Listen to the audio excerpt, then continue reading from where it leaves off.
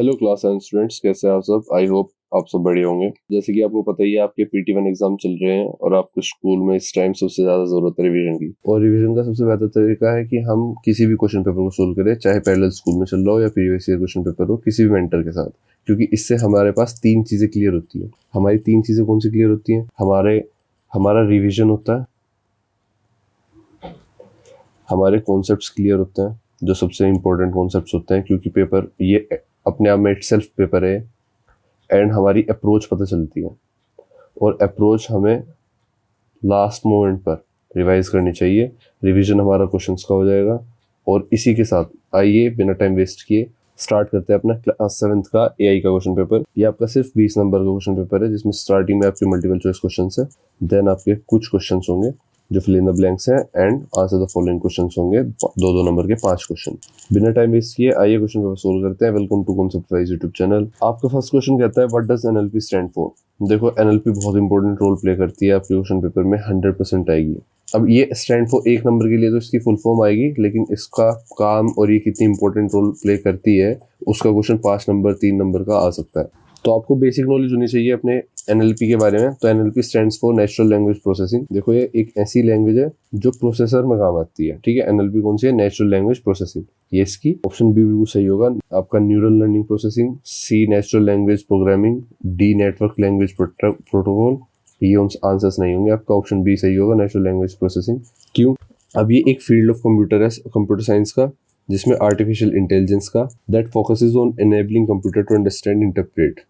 अब होता क्या है ना, अब जैसे पता है आपको, ये एक फील्ड है कंप्यूटर साइंस और आर्टिफिशियल इंटेलिजेंस के जोड़ का। तो अब कंप्यूटर साइंस में जो आर्टिफिशियल इंटेलिजेंस है उसके थ्रू बनाई गई है नेचुरल लैंग्वेज प्रोसेसिंग। ये किस चीज़ पर फोकस करती है?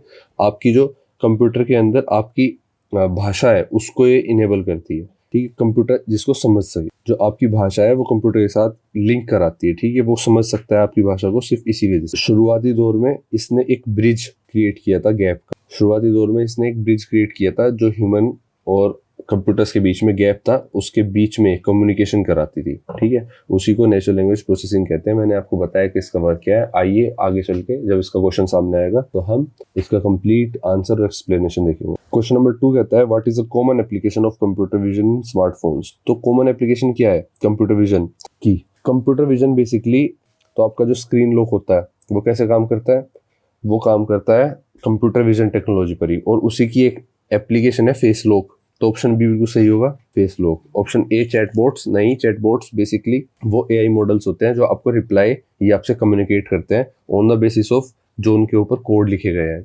ऑप्शन सी कहता है रूट ऑप्टिमाइजेशन। रूट ऑप्टिमाइजेशन बिल्कुल ही अलग चीज हो गई, ये कंप्यूटर विजन से लिंक नहीं है। और ऑप्शन डी होगा प्राइस कंपैरिजन, ये तो बिल्कुल ही AI से रिलेटेड नहीं हुआ। क्वेश्चन नंबर 3 कहता है, which of the following is a domain of AI।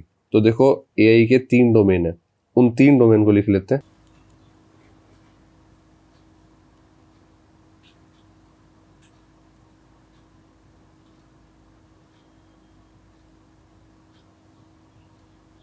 First आपका computer vision, second natural language processing, आपका NLP जैसे कि हमने देखा ही है, NLP, and third machine learning. ठीक है, अब जैसे कि आपको दिख रहा है क्वेश्चन ने पूछा है कि which of the following is domain of AI। तो machine, mechanical engineering, data science, computer vision और क्लाउड कंप्यूटिंग। तो आपको पता है कंप्यूटर विजन आपका one of the domain of AI है।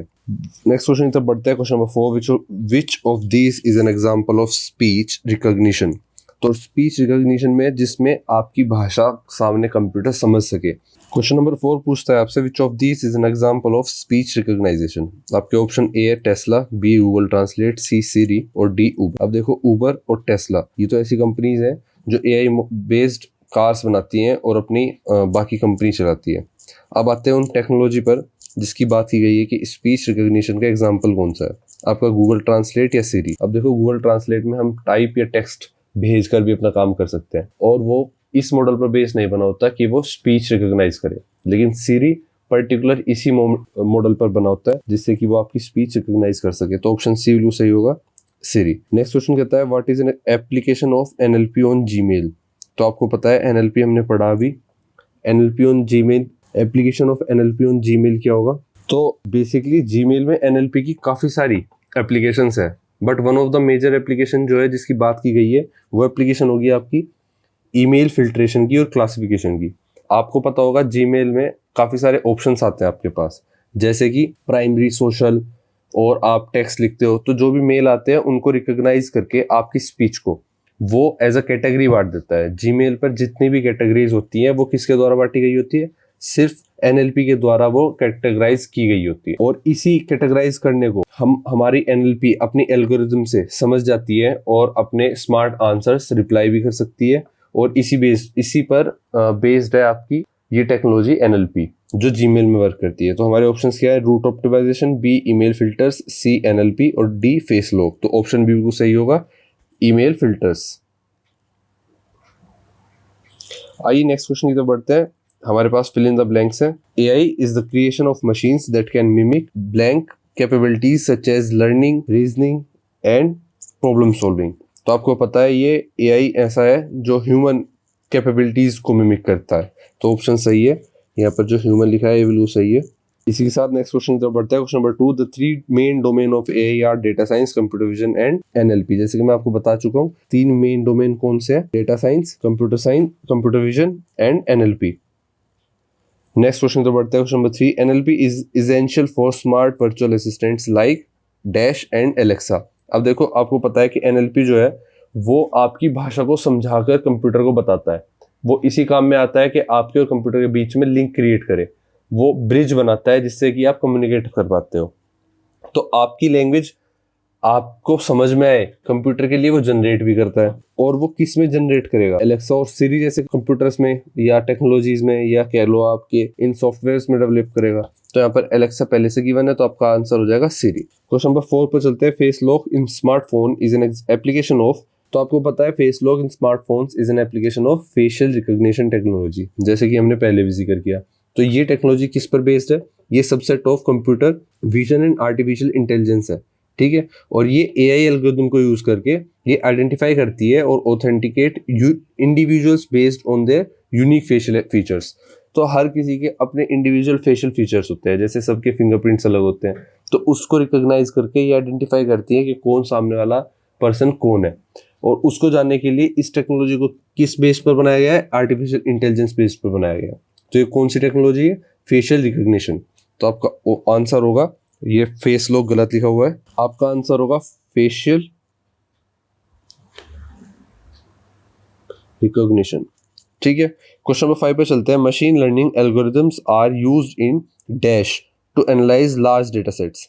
तो बेसिकली मशीन लर्निंग एल्गोरिथम कहाँ यूज होती है? डेटा साइंस में यूज होती है to analyse large data set. तो आपका आंसर डेटा साइंस होगा। जो आपका मशीन लर्निंग डोमेन है एआई का, ये मशीन लर्निंग किस पर बेस्ड काम करता है? ये काम करता है मशीन को ये समझाने में कि domain focuses on enabling machines to learn from data without explicit programming. एक प्रोग्राम को बिना छेड़े डेटा को लर्न करने के लिए काम किया जाता है इसका, ठीक है। आइए क्वेश्चन नंबर 5 पर चलते हैं। 5 हमारा हो गया, आंसर द फॉलोइंग क्वेश्चंस पर चलते हैं। तो बेसिकली आर्टिफिशियल इंटेलिजेंस क्या है? आर्टिफिशियल इंटेलिजेंस एक तरह से आप बोल लो कि ब्रांच है कंप्यूटर साइंस की, that deals with machine learning human like intelligence, ठीक है। Software is incorporated with the ability to recognize patterns, analyze the surrounding। मतलब सॉफ्टवेयर ऐसे बनाए जाते हैं कि वो रिकॉग्नाइज कर पाए अलग अलग पैटर्न्स को, आपके आसपास हो रही चीज़ों को समझ पाए, एनालाइज कर pi by using pre determined search algorithms और रूल्स। जो भी उनके अंदर पहले से एल्गोरिदम या रूल्स या जो भी कोड लिखे गए हैं उनके द्वारा हेल्प करके, उनकी हेल्प से work on decision making accordingly, और साथ के साथ डिसीजन मेकिंग पर काम करते हैं वो, तभी वो एआई कहलाते हैं, आर्टिफिशियली इंटेलिजेंस कहलाते हैं। मेन चीज़ होती है डिसीजन मेकिंग। आइए अपनी डेफिनेशन लिख लेते हैं।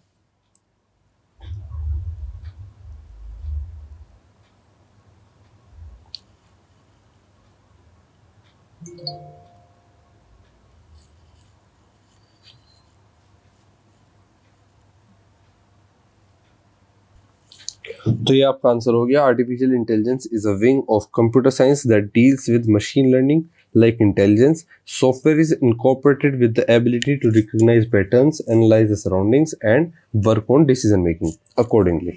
ठीक है, आइए अपने नेक्स्ट क्वेश्चन की तरफ बढ़ते हैं। Question number 2, what is the purpose of natural language processing. अब देखो यही हमारा सबसे मेन इंपॉर्टेंट चीज चल रही है, नेचुरल लैंग्वेज प्रोसेसिंग का मेन पर्पस क्या है। तो आइए अपना आंसर लिख लेते हैं। तो जैसे कि आपने आंसर देखा, हमारा आंसर होगा the main purpose of NLP is to introduce the concept of how computers can. देखो इसका मेन जो पर्पस है वो है कि जो हमारी लैंग्वेज है और जो कंप्यूटर की अंडरस्टैंडिंग है उसके बीच में ब्रिज बनाना, उसको अंडरस्टैंडेबल बनाना कंप्यूटर के लिए भी और हमारे लिए भी। मतलब दोनों के बीच में जो कम्युनिकेट कराता है, बेसिकली वो जो भाषा को समझवाता है, फेशियल रिकॉग्निशन के तरह जो हमारी लैंग्वेज को रिकॉग्नाइज करवाता है, वही क्या कहलाता है, वही कहलाता है आपका नेचुरल लैंग्वेज प्रोसेसिंग, NLP। ठीक है, तो इसका आंसर ये होगा the main purpose of NLP is to introduce the concept of how computers can understand and interact with human language, it bridging the gap between human language and machine understanding. Next question पर चलते हैं अपने। हमारे पास है name the 3 domain of AI। अब जैसे मैं लिखवा भी चुका इसका आंसर, तो 3 डोमेन्स ऑफ AI कौन से? मशीन लर्निंग, आइए लिख लेते हैं। सेकंड आपका होगा नेचुरल लैंग्वेज प्रोसेसिंग, जो हमने अभी पढ़ा।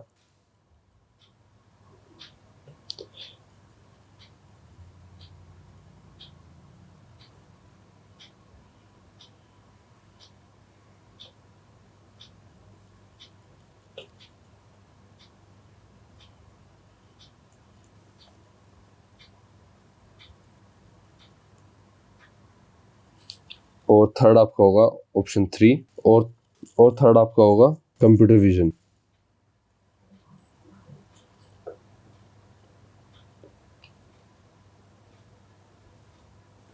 ठीक है, इस साथ क्वेश्चन नंबर 4 पर चलते हैं। How does NLP benefit virtual assistants.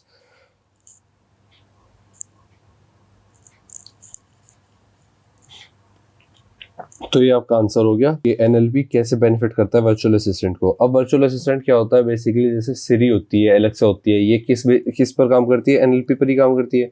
इनको कैसे बेनिफिट करता है NLP? अगर NLP ना हो तो इन वर्चुअल असिस्टेंट अपने आप में इतना इफेक्टिव नहीं होगा। इसका आंसर कहता है कि ये डायरेक्टली इनेबल कर देती है, इसके वर्चुअल असिस्टेंट को डायरेक्टली इनेबल करती है कि वो रिस्पॉन्ड कर पाए ह्यूमन के साथ, ठीक है, ह्यूमन लैंग्वेज के साथ, अंडरस्टैंड कर पाए उसकी बातों को, नेचुरली इंट्यूटिव वे में समझ पाए। मतलब आप जिस वे में बात कर रहे हो उसी वे में सामने वाला कंप्यूटर आपकी बात समझ पाए। इस चीज को अलाउ कौन करता है? NLP।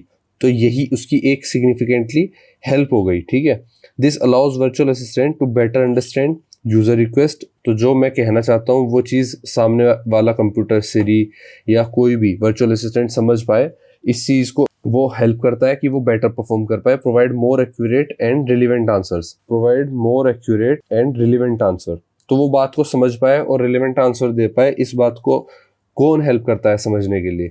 NLP हेल्प करता है। And ultimately offer more helpful and personalised experience, जिसको आप बहुत अच्छा एक्सपीरियंस करते हो, एट द एंड आपको बहुत सही रिजल्ट मिलता है। ठीक है, इस तरह से काम करता है NLP, ऐसे आपका एनहेंस करता है वर्चुअल असिस्टेंट को, बेनिफिट करता है। क्वेश्चन नंबर 5 कहता है give one example of an application of data science. तो डेटा साइंस की एक एप्लीकेशन लिख लेते हैं। डेटा साइंस का काम क्या होता है पहले तो ये देख लो। तो क्वेश्चन नंबर 5 हमारे पास था give one example of an application of data science. तो डेटा साइंस की वन एप्लीकेशन बताते हैं। डेटा साइंस कहाँ काम कर सकता है? एप्लीकेशन मतलब जहाँ उसका वर्क हो रहा हो, जहाँ उसको अप्लाई किया जा रहा हो, वही उसकी एप्लीकेशन कहलाएगी। तो डेटा साइंस का की फीचर हो सकता है, या कह सकते हो आप, तो डेटा साइंस का की फीचर हमारे पास हो सकता है एक ऐसे फील्ड में जिसमें हम उसकी एप्लीकेशन को शो कर सकें।